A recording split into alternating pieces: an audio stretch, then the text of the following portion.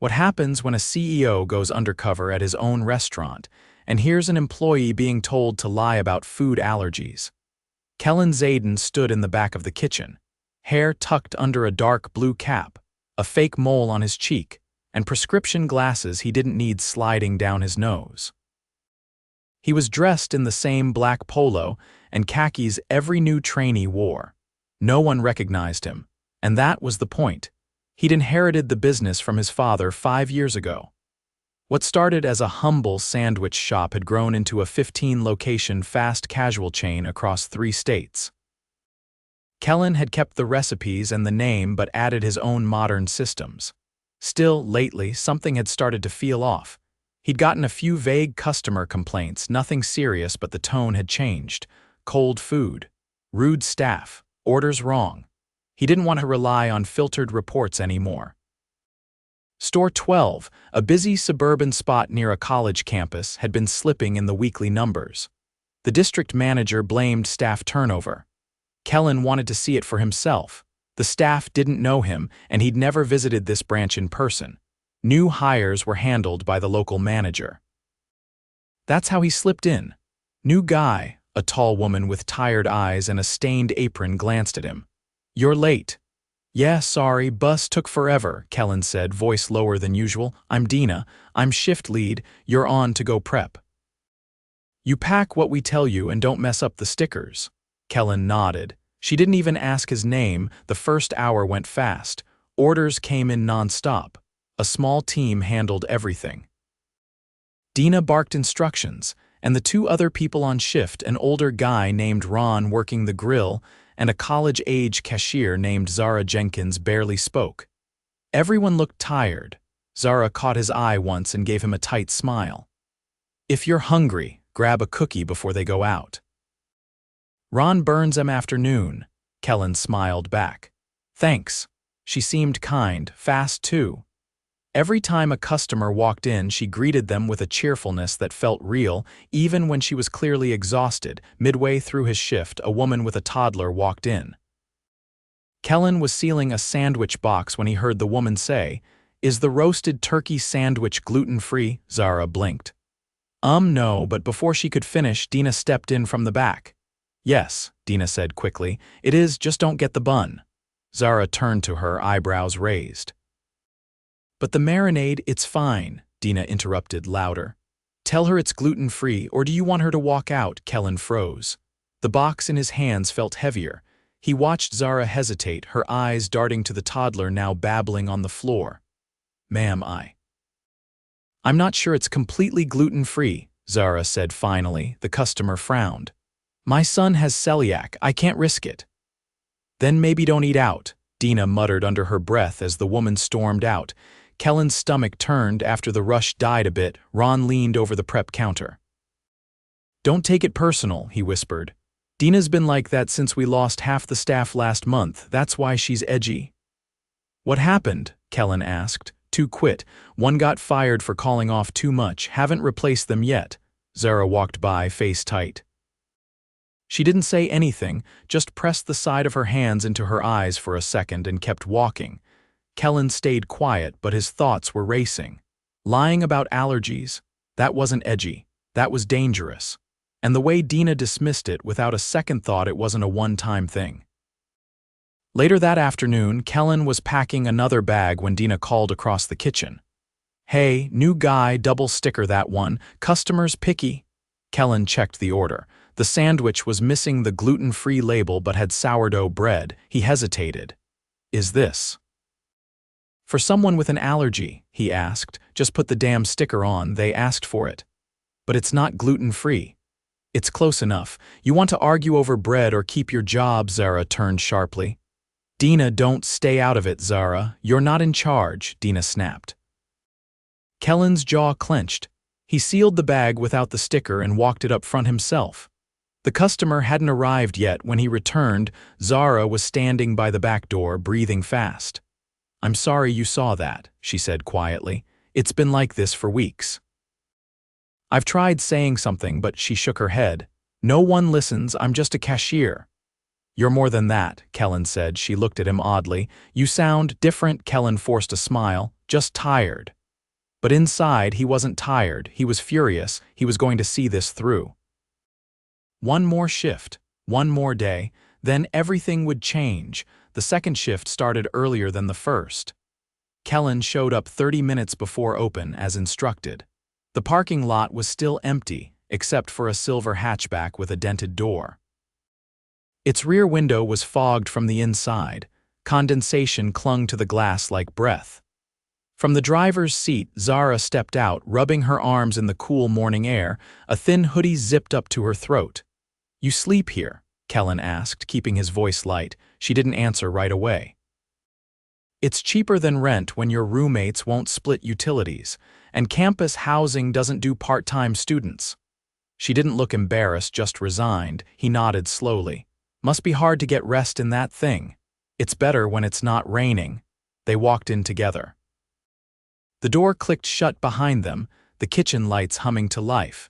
The air smelled like bleach and old fryer oil. Ron showed up 10 minutes later, carrying a thermos and a worn-out newspaper under his arm. He seemed surprised to see them both already prepping. Dina's not in yet, he asked, setting down his things.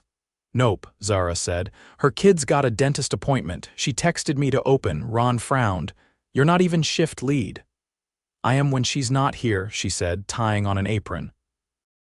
Kellan watched her move fast, precise, like she'd been doing this for years. But she couldn't have been more than 20.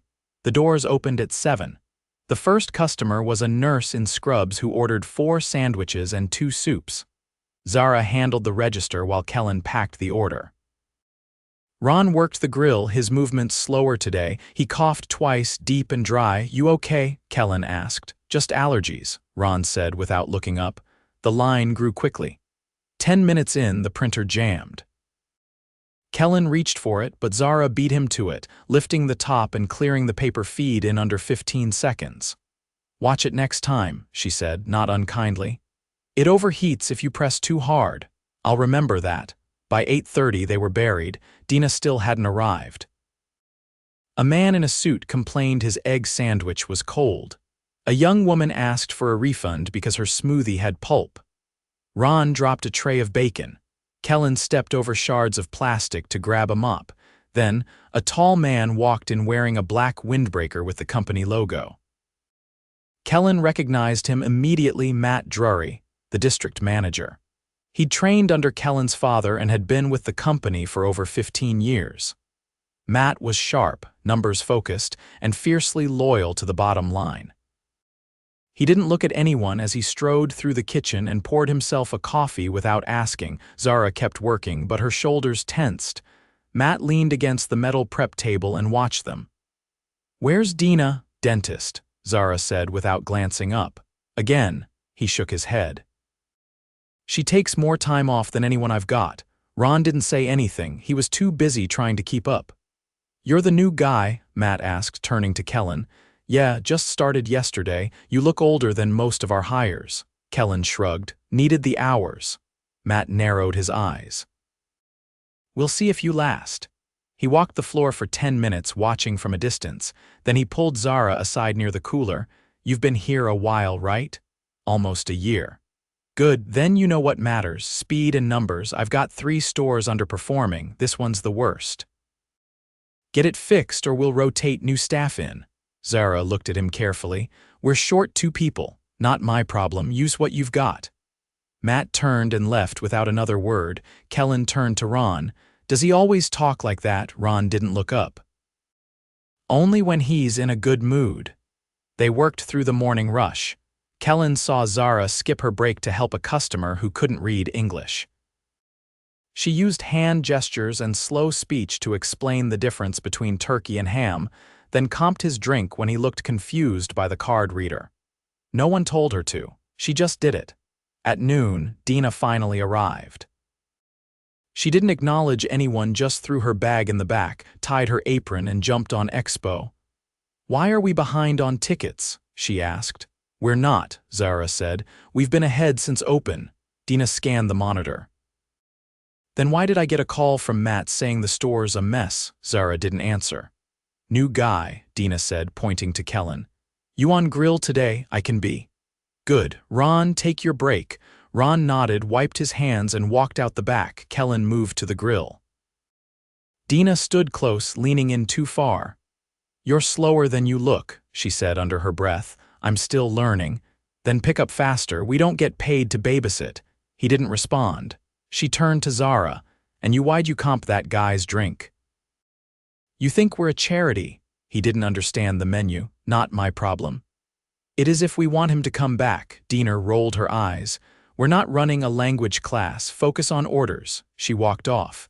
Kellan stared at the grill, hands motionless. 15 minutes later, a man came in wearing a delivery app badge. I've got a pickup for Caroline. Zara checked the screen. It's almost done, just waiting on the soup. Dina stepped in. Tell him it's ready. It's not. Then lie, he doesn't care. Zara looked at her. I'm not doing that. Dina stepped closer. Do it or I'll write you up. Kellan dropped his spatula. She said it's not ready. Dina turned. You don't get a say. I do when you're threatening people. You're a temp. You don't know how things work. Zara walked to the back. Kellan followed. She was shaking but trying to hide it. They'll never fix this place, she said quietly. They might, Kellan said. If the right people knew. Who? Matt. He doesn't care. He's the one who told her to fake the numbers. Kellan's jaw tightened. He said that last month. She was supposed to log food waste. He told her to cut it in half, said it made us look less efficient. That was fraud, not just unethical, illegal. Kellan nodded slowly. Thanks for telling me. She looked confused. Why are you asking all this? You're just a line higher. Not exactly. Kellan turned and walked back toward the front. Dina was shouting at a new customer something about coupons not working. The store was louder now, more chaotic. Ron was still out. Matt wasn't coming back. Kellan stepped behind the counter, pulled off his cap, and took off the glasses. His voice dropped into its natural rhythm. My name is Kellan Zayden. I'm the CEO. Dina froze. Ron, who had just re-entered, nearly dropped his thermos. Zara's mouth opened, then closed. She just stared. Kellan looked at Dina. You're done here. Gather your things. You're terminated effective immediately. What? She said, her voice cracking. You lied to customers about allergens. You intimidated staff. You falsified waste logs. You're fired. Now, she looked at Matt's contact on her phone, thumb hovering. Call him, Kellan said. See what he says when I call legal. Dina grabbed her bag and stormed out without another word. Kellan turned to the rest of the team. We're closing early today. Everyone go home after cleanup. You'll be paid for the full shift. No one moved. Ron finally spoke. You really the boss? I am. Zara stepped forward. What happens now? Kellan looked around, eyes taking in the cracked tiles, the broken fan above the prep line, the tension still lingering in the corners of the room. Now, he said, we fix everything. The store was quiet after closing. The fluorescents hummed overhead as Kellan leaned against the prep counter, arms crossed, watching Ron stack trays onto the drying rack. Zara was wiping down the POS screen, her face unreadable. They hadn't spoken much since the reveal. Ron had nodded once, then gone back to work. Zara hadn't looked directly at Kellan since Dina left. He finally spoke. I'm bringing someone in tomorrow to help oversee this store temporarily. Someone from operations who actually knows what they're doing. Ron glanced over. Not Matt, then. No, not Matt. Zara stopped wiping. He's part of it too. Kellan nodded once. There's a pattern going on above store level, waste being misreported, labor numbers manipulated. I've already looped in legal and HR. We'll be conducting a full audit. Ron exhaled slowly like he'd been holding it in for days. You gonna clean house? I'm going to start with Matt, Kellan said. And anyone else deliberately putting people at risk or falsifying data. Zara finally looked at him. Will anyone actually listen, or is this a one-day performance? Kellan stepped forward. What you did today standing up for that customer, refusing to lie, you risked your job.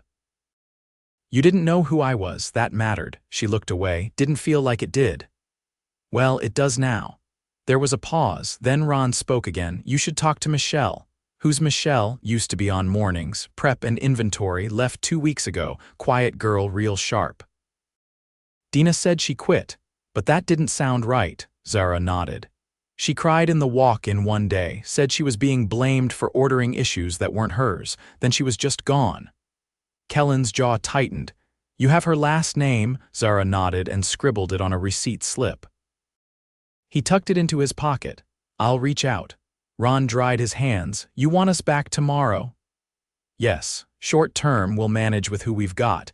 I'll rotate some trusted crew from other stores, train a new shift lead and get this place balanced again.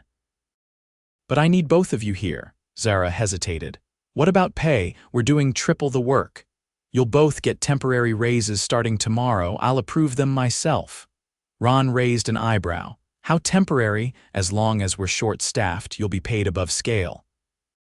Once we're properly staffed, we'll reevaluate and adjust based on merit, not just title. And we're reviewing pay bands company-wide. We're overdue. Zara folded her arms. And the gluten-free issue, Kellan's voice was steady. We're implementing a company-wide audit on allergy protocols. Anyone caught violating safety standards again will be terminated immediately. No warnings, no excuses. Ron gave a small nod. Fair, Kellan checked the time. You've both done more than enough today. Go home, I'll lock up. Zara hesitated. You sure? Positive. As she walked past him toward the door, she paused. You should fix the cooler door, it sticks. Thanks, I will. She left without another word. Ron followed a minute later, tapping his thermos against the counter. Funny thing. I thought you were just another guy chasing hours. I was, Kellan said, just from a different angle. Ron opened the door. Good luck, boss. The door shut behind him. Kellan stood alone in the silence, listening to the hum of the refrigerator, the faint rattle of the air vent. He walked to the back, grabbed a notepad from the office, and began writing down everything he'd seen: items out of code, broken equipment, shift shortages. The more he wrote, the longer the list grew. At the top, he underlined one word: accountability. The next morning, he arrived before sunrise. He unlocked the door and stepped into the dark store, flipping on the main light. The walls still smelled faintly of grease and lemon cleaner. He grabbed a broom from the back and started sweeping, clearing out what the night crew hadn't finished. By 6, a woman in a tan jacket and boots pushed through the door. She had a clipboard under one arm and a travel mug in her hand. I'm Mira, she said. You asked for an ops lead. Kellan shook her hand. Thanks for coming. She looked around the store, eyes sharp but calm. How bad is it? Worse than I thought, but fixable, she nodded. I've dealt with worse. By 7, Ron and Zara were back. Mira introduced herself and laid out the plan she'd manage scheduling, compliance, and training for the next 3 weeks. Ron would focus on grill and backline, Zara on register and prep. Kellan would assist wherever needed. The first customer walked in at 7:15. A woman in a hoodie, earbuds in, asking for coffee and a breakfast wrap. Zara greeted her with a quiet but genuine tone, handing off the order in under 3 minutes. The day ran smoother. During a lull mid-morning, Mira pulled Kellan aside.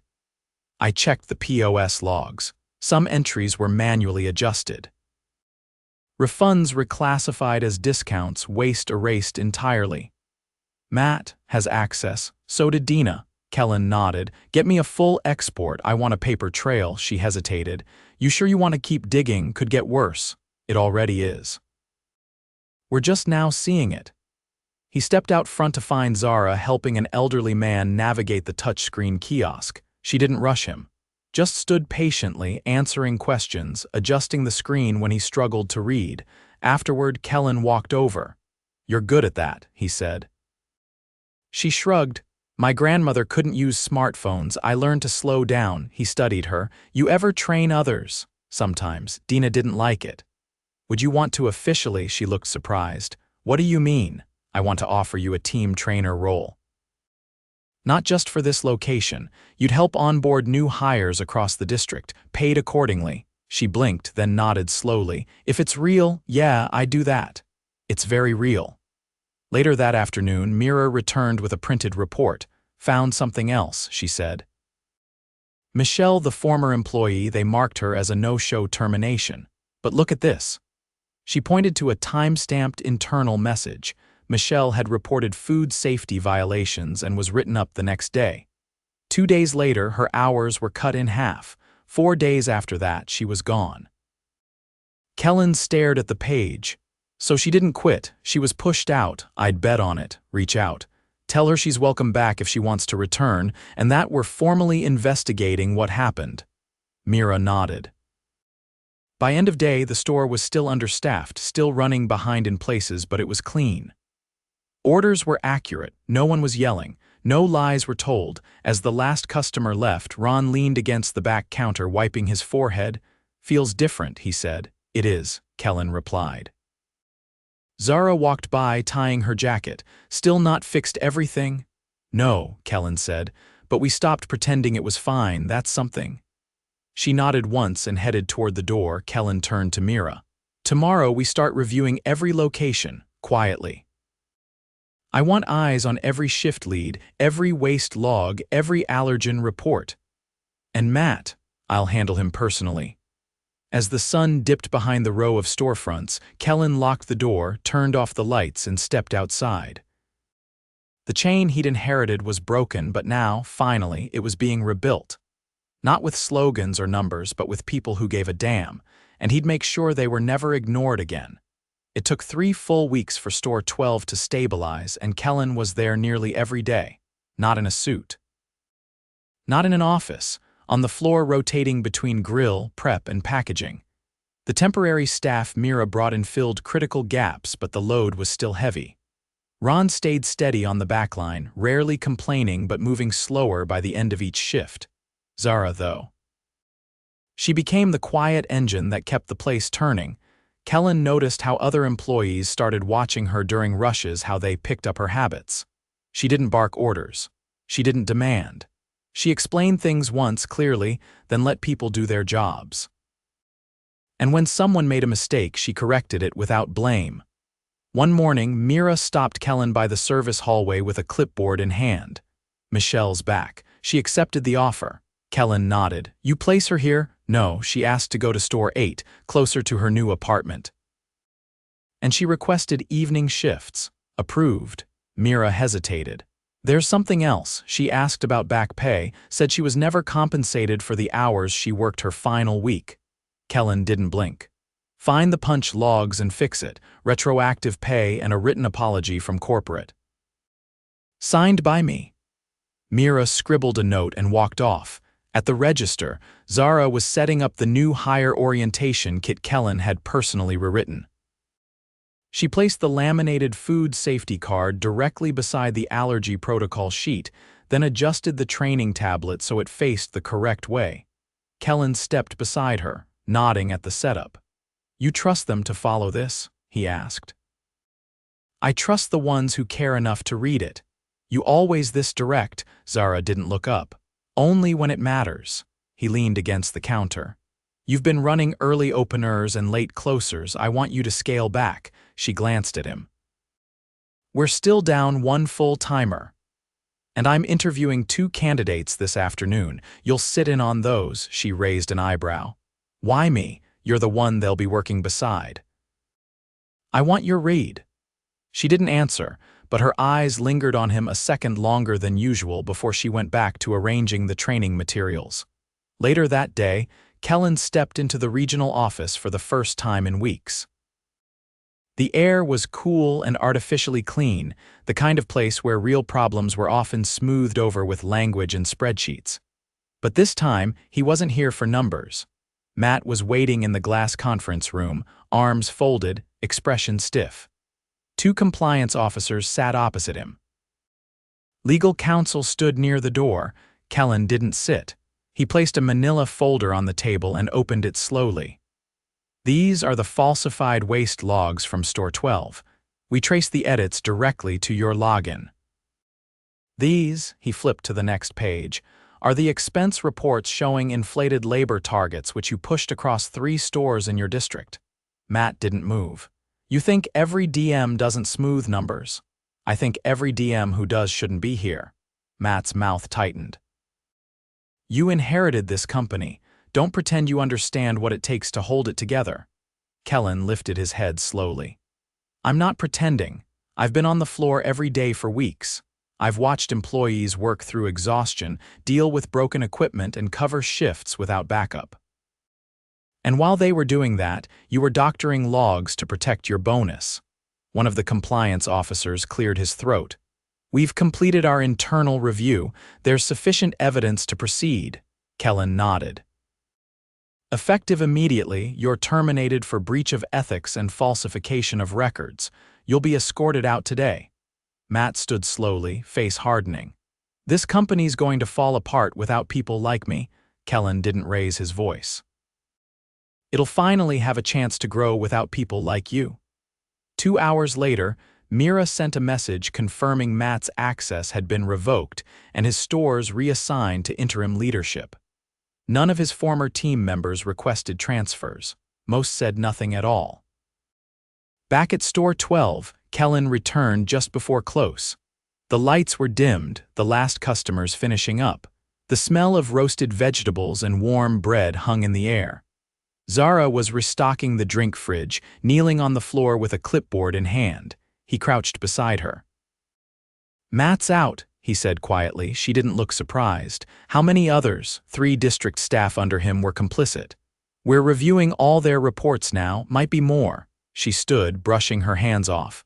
So what happens to the rest of us? You keep doing what you've been doing. Only this time we actually build around it. Ron emerged from the back with a bucket of sanitized towels, his apron slung over one shoulder. Fridge filters overdue for replacement. I logged it in the new system. Kellan nodded. I saw it. Text coming Thursday. Ron looked at Zara. Told you the boss was serious. Zara gave a small shrug. We'll see how long it sticks. The next morning, Kellan held a closed-door meeting with the full staff. No press. No cameras. Just a folding table, a stack of printed memos, and a whiteboard listing the changes now in effect. He stood in front of them, sleeves rolled up, voice clear. We've reset this store's leadership. You'll no longer be expected to lie to customers. You won't be pressured to skip safety steps, and no one here will ever be punished for doing the right thing. No applause. Just silence, thoughtful, cautious. Kellan continued. This isn't a speech, it's a contract. If someone violates it, report them. If you're retaliated against, come to me directly. There will be 0 tolerance. He pointed to the whiteboard where a new anonymous reporting number had been listed. And below that, a simple sentence. Safe food, safe people, no exceptions. After the meeting, employees trickled out one by one. A few nodded. One woman asked about shift trades. Another asked for a new apron. Kellan answered everything. Zara stayed behind, arms crossed. You're going to have to show up, she said. I will, not just here. The other stores too, otherwise this dies in 6 months. I know, she nodded once, then handed him a folded sheet of paper. What's this? List of every broken piece of equipment still in the store. And one guy we interviewed who's a fake. He lied about food handler certification. Kellan scanned the list. Thanks. As she walked off, he looked around the store, the faded menu signs, the chipped floor tile near the prep sink, the clatter of the dish machine. It wasn't perfect. It wasn't fixed. But it was honest now, and that was more than it had been in years. 2 days later, Michelle sent an email. She thanked him for the apology. Said she'd seen the new sanitation protocols at Store 8, and that she was planning to stay. Kellan replied personally, Glad you're back. Let me know what we've missed. She did, and so did others. Bit by bit, the company started changing, not through slogans or incentives, but through people finally being heard. The margins were tighter, the audits were stricter, but the trust, that was growing.